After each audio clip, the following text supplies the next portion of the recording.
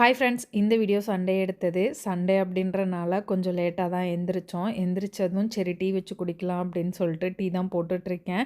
இனி டே எப்படி போகுது அப்படின்றத இந்த விளாகில் பார்க்கலாம். வீடியோக்குள்ளே போகிறதுக்கு முன்னாடி இப்போ தான் நம்ம சேனல் ஃபஸ்ட் டைம் பார்க்குறீங்க அப்படின்னா சேனலை மறக்காமல் சப்ஸ்கிரைப் பண்ணுங்கள். அப்படி பக்கத்தில் இருக்க பெல் பட்டன் கிளிக் பண்ணுங்கள். அப்போ தான் நான் வீடியோ போட்டதும் உங்களுக்கு நோட்டிஃபிகேஷன் வரும். வீடியோவை மிஸ் பண்ணாமல் பார்ப்பீங்க.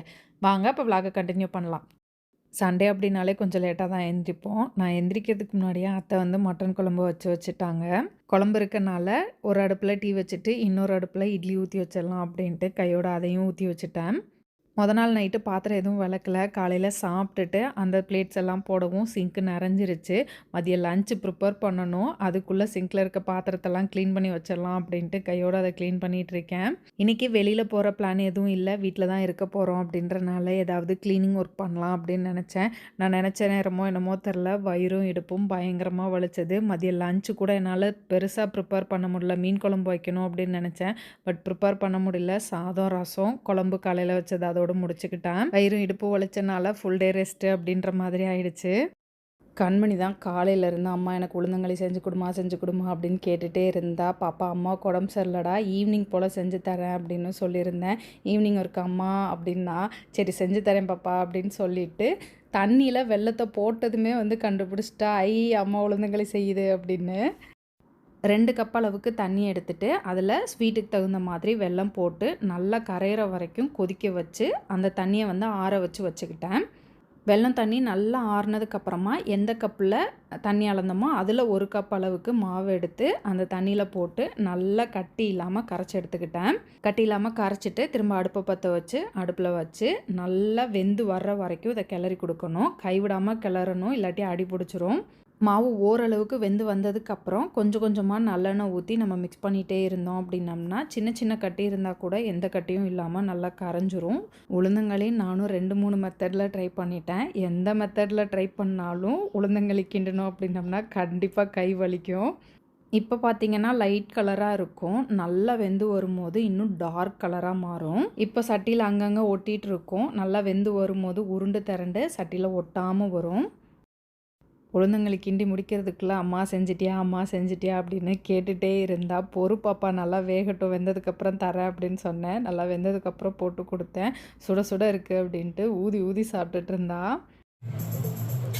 எப்படி இருக்கு?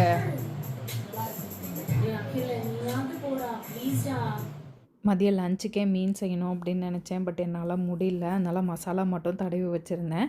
நைட் டின்னருக்கு மீன் மட்டும் பொரிச்சுக்கிட்டோம். தோசை எதுவும் வேணாம், மீன் மட்டும் போதுன்ட்டாங்க. இந்த வீடியோ மண்டே எடுத்தது. வீட்டில் எந்த வெஜிடபிளும் இல்லாதனால காலையில் எழுந்திரிச்சு முட்டை குழம்பும் சாதம் மட்டும்தான் வச்சேன். பிள்ளைங்களுக்கு ஸ்கூலுக்கு கிளப்பி விட்டுட்டு நானுமே இன்னைக்கு கொஞ்சம் சீக்கிரம் கிளம்ப வேண்டியது இருந்தது. பிள்ளைங்கிட்ட கிளம்புனதுமே கிளம்பிட்டேன்.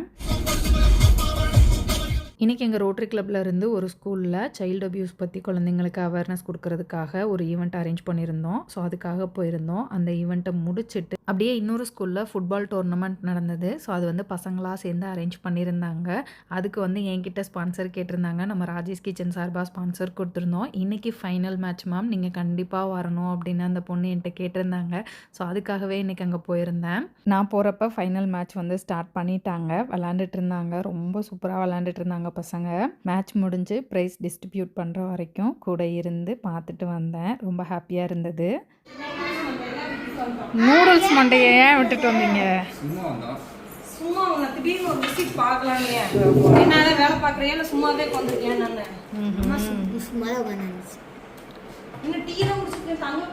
ஈவினிங் போல் மணி மீனா ஏதோ வேலையாக வந்திருந்தாங்க திண்டுக்கலுக்கு. அப்படியே என்னை பார்த்துட்டு போகலாம் அப்படின்னு வந்துட்டு போனாங்க. அவங்க கிளம்புனதும் பிள்ளைங்களும் ஷட்டில் கிளாஸ் போயிட்டு வந்தாங்க. வந்ததுக்கப்புறம் அப்படியே வீட்டுக்கு கிளம்பிட்டோம். வீட்டுக்கு வந்ததும் கை கால் மூஞ்சியெல்லாம் கழுவிட்டு பிள்ளைங்களுக்கு டின்னருக்கு தோசை ஊற்றி கொடுத்தேன். சாப்பிட்டுட்டு தூங்க போயிட்டாங்க.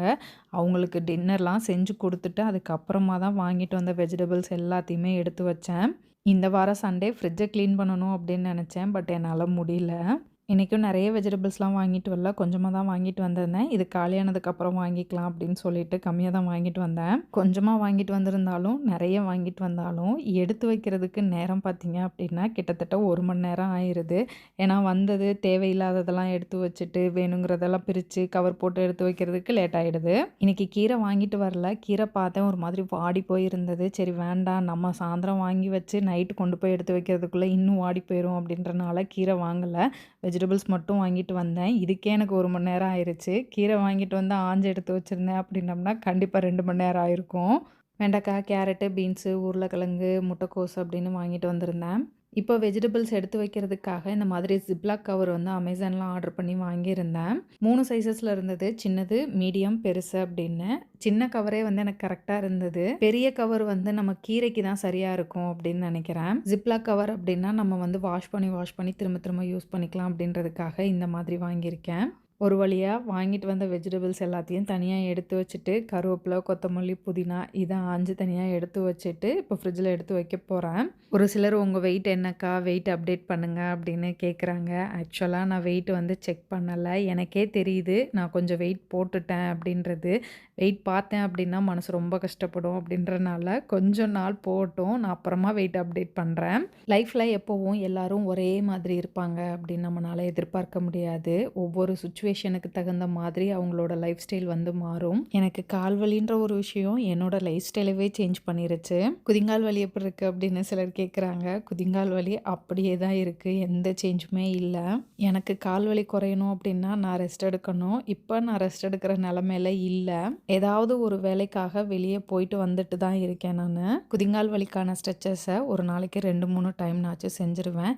இப்போ நான் டயட்டு, ஒர்க் அவுட் அப்படின்னு ஃபாலோ பண்ணணும்னு நினைக்கிறேன். பட் ரொம்ப லாங் கேப் ஆனனால என்னால் ஃபாலோ பண்ணுறதுக்கு கஷ்டமாக இருக்குது. நிறைய பேர் டயட் வீடியோ போடுங்க, சேலஞ்ச் வீடியோ மாதிரி போடுங்க அப்படின்னு கேட்குறாங்க. பட் எனக்கு டைம் வேணும் அதை வந்து நான் எக்ஸிக்யூட் பண்ணுறதுக்கு. வாங்கிட்டு வந்த வெஜிடபிள்ஸ் எல்லாத்தையும் கவர் போட்டு ஃப்ரிட்ஜில் எடுத்து வச்சுட்டு, அமேசான்லேருந்து ஒரு பார்சல் வந்திருந்தது. அதை தான் அன்பாக்ஸ் பண்ணிகிட்ருக்கேன். வரும்போதே இப்படி லைட்டாக டேமேஜ் ஆகி தான் வந்திருந்தது. ஒரு 2-in-1 கடாய் தான் ஆர்டர் பண்ணியிருந்தேன். அதுதான் ரிசீவ் ஆகிருக்கு. பார்சல் ஏன் இவ்வளோ கந்தரகோலமாக கொண்டு வந்து கொடுத்துருக்காங்க அப்படின்னு தெரியல. பாக்ஸை ஓப்பன் பண்ணும்போதே எப்படிரா இருக்க போகுது அப்படின்னு நினச்சேன். நான் நினச்ச மாதிரியே தான் வந்திருந்தது. கடாய் வந்து அந்த அளவுக்கு குவாலிட்டி இல்லை, ரொம்ப லைட் வெயிட்டாக இருந்தது. இவ்வளோ லேசாக இருக்க கடாயை தான் 1560 ரூபாய்க்கு வாங்கினோமா அப்படின்ற மாதிரி இருந்தது. ரொம்ப டிசப்பாயின்மெண்ட்டாக இருந்தது.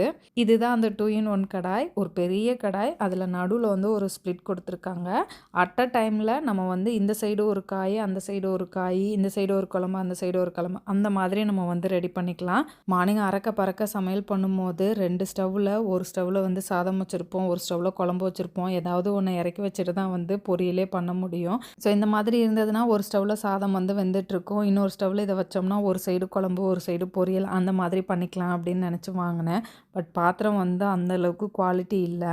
இந்த மாடல் யூஸ்ஃபுல்லாக இருக்குமான்னு கேட்டால் கண்டிப்பாக யூஸ்ஃபுல்லாக இருக்கும். பட் இந்த பாத்திரம் யூஸ்ஃபுல்லாக இருக்குமான்னு கேட்டால் கண்டிப்பாக இருக்காது. கண்டிப்பாக அடி பிடிச்சிரும். ரொம்ப லைட் வெயிட்டாக இருந்தது. அதனால் திருப்பி வந்து ரிட்டர்ன் போட்டுடலாம் அப்படின்னு பேக் பண்ணி எடுத்து வச்சுட்டேன். இதே மாதிரி வேறு ஏதாவது பிராண்ட் இருக்கான்னு பார்க்கணும். அந்த பார்சலை அன்பாக்ஸ் பண்ணும்போது ரொம்ப ஹாப்பியாக அன்பாக்ஸ் பண்ணேன். பட் ஆனால் அதை பார்த்ததுக்கப்புறம் எனக்கு மனசே ரொம்ப கஷ்டமாக போயிடுச்சு. அதை அப்படியே எடுத்து வச்சுட்டு சரி கையோட சிங்கில் இருக்க பாத்திரத்தை கழுவி வச்சுட்டு படுத்துடலாம், காலையில் கொஞ்சம் ஈஸியாக இருக்கும் அப்படின்னு சிங்கில் இருந்த பாத்திரத்தை கழுவ ஆரம்பிச்சிட்டேன். வெஷல் வாஷ் நான் பண்ண மாட்டேன். எனக்கு க்ளீனிங்க்கு வந்து ஒரு அக்கா வருவாங்க, அவங்க தான் பண்ணுவாங்க. சண்டே அவங்க லீவு, சண்டே ஒரு நாள் மட்டும் நான் பண்ணுவேன். மோஸ்ட்லி நைட்டு வந்து நிறைய பாத்திரம் சேராது. நாங்கள் கொண்டு போன டிஃபன் பாக்ஸு, பிள்ளைங்களோட டிஃபன் பாக்ஸு, நைட்டு சாப்பிட்டது இது மட்டும்தான் இருக்கும். வீட்டுக்கு வந்ததும் பிள்ளைங்க டிஃபன் பாக்ஸை கொண்டு வந்து சிங்கில் வந்து நல்ல பிள்ளைங்களாட்ட வச்சுருவாங்க. நான் வந்து அதை செக் பண்ணுறதில்ல.